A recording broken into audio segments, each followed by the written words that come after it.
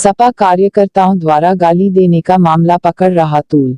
खबर यूपी के बलिया में योगी के मंत्री उपेंद्र तिवारी को सपा कार्यकर्ताओं द्वारा गाली दिए जाने के बाद मामला तूल पकड़ता जा रहा है। इस मामले में कई और धारा बढ़ाया गया है। वहीं सपा कार्यकर्ताओं द्वारा गाली दिए जाने के मामले में पुलिस अभी तक 7 आरोपियों को गिरफ्तार कर चुकी है, लेकिन राजनीति अपने चरम सीमा पर है। सपा कह रही है कि ये भाजपा के कार्यकर्ता, तो भाजपा कह रही है ये लोग सपा के कार्यकर्ता है। तो दूसरी तरफ इन दोनों नेताओं के बीच में मां और महिलाओं के सम्मान में अर्चना पांडे ने अपशब्द भाषाओं का प्रयोग करने वालों पर कार्रवाई की मांग की है।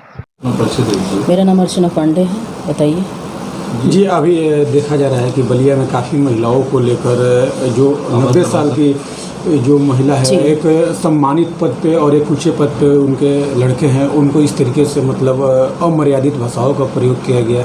इसे आप किस रूप में देखते हैं? देखिए, 2 मंत्री जी लोग हैं, एक वर्तमान मंत्री हैं और एक पूर्व मंत्री है।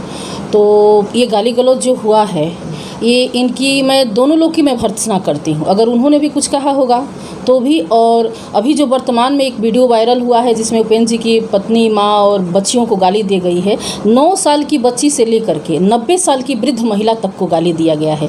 क्या ये परिपाटी लोग बना लिए हैं? कुछ वर्षों पहले एक भाजपा के नेता थे, उन्होंने गाली दिया था एक पार्टी सुप्रीमो को, तो उसके बाद में उनके बचाव में उनकी पत्नी आई और निखर करके वो एक राजनेता बन गई। तो इस तरह से ओछी राजनीति मत आप लोग कीजिए, बहुत हृदय को आघात पहुंचता है। क्योंकि हमारे योगी जी और मोदी जी बहुत अच्छे हैं और इन्होंने कहा है कि बेटी बचाओ बेटी पढ़ाओ। तो क्या बेटी बचाओ और क्या बेटी पढ़ाओ कि बेटी को गाली सुनवाओ?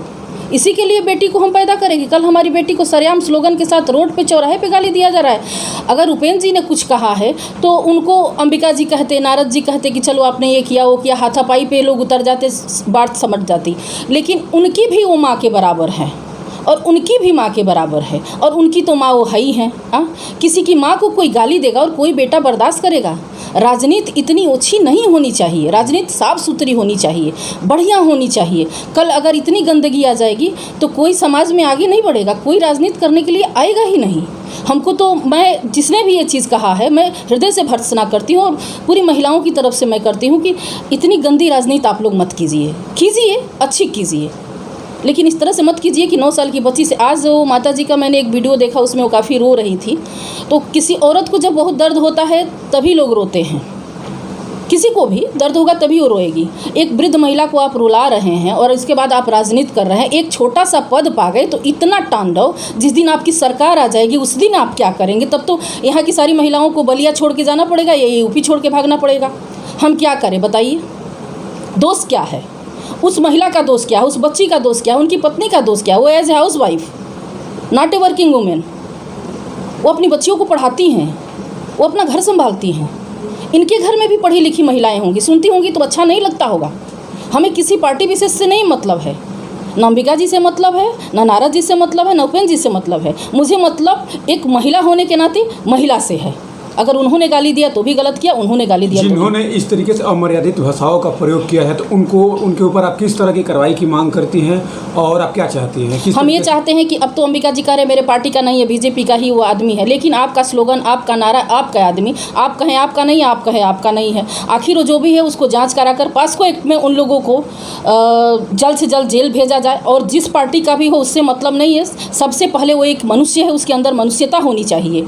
उसने जो कुछ भी कहा है बहुत गलत कहा है, वो कहीं का भी हो उसको पकड़ के उस पर सख्त से सख्त कार्रवाई हो, ताकि आगे से बलिया की ये जो अमर्यादित राजनीति करने का जो ये चल रहा है सिलसिला, ये ख़त्म हो जाए। आगे से कोई हिम्मत न करे कि हम कुछ कहेंगे किसी महिला के बारे में, तो हमारी भी यही हाल होगी जो पिछले वाले का हुआ था। हमारी सबसे ये विनती है, अखिलेश जी से, मुलायम जी से और मायावती जी से भी है और जोगी जी से खास है, क्योंकि आप तो बाघ है, आप तो हृदय में रहते हैं और आप अभी तक क्यों नहीं कोई कार्रवाई करने का आदेश दिया? आप ऐसा दीजिए कि इन लोगों को सज़ा मिले।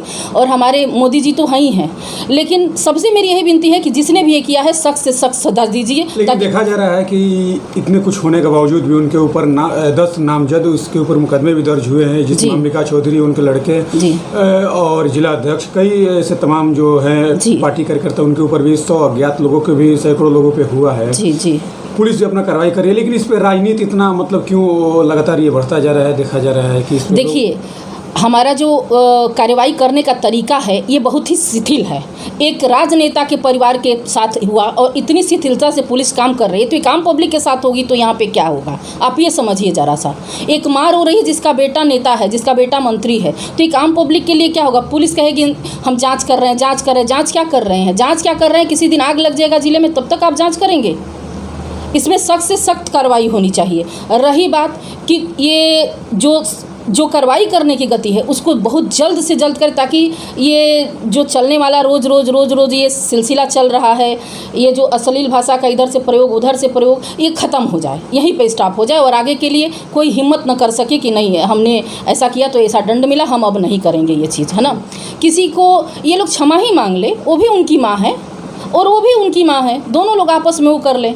लेकिन आगे से हमारी यही विनती है कि किसी को भी अपना साख बनाने में मेहनत करना पड़ता है, और अगर आदमी इस तरह से करेगा तो क्या करेगा, वो कहाँ आगे बढ़ेगा, आप बताइए। तो सबकी राजनीति बंद हो जाएगी।